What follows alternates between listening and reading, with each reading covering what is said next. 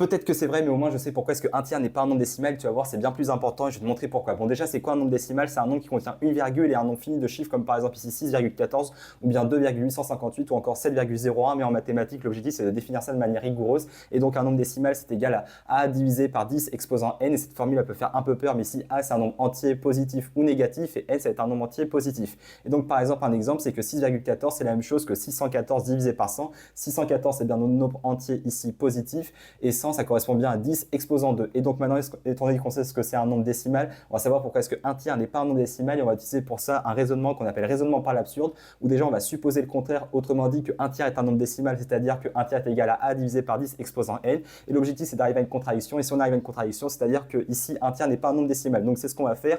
On repart de la supposition qu'un tiers est égal à A divisé par 10 exposant n. Et l'objectif c'est d'isoler le 10 exposant n. Autrement dit, on va faire un produit en croix, c'est-à-dire qu'on va faire 3 fois A et ensuite on va diviser par 1. Donc on a dit exposant n qui est égal à 3a. Et maintenant on a bien notre contradiction. Pourquoi ça? Parce qu'on sait que 3a c'est forcément un nombre qui est divisible par 3, parce que 3 fois un nombre entier ça donne forcément un nombre qui est divisible par 3. Par contre 10 exposant n n'est pas divisible par 3. Et pourquoi ça? Parce que 10 n'est pas divisible par 3, 100 n'est pas divisible par 3, 1000 n'est pas divisible par 3, et etc.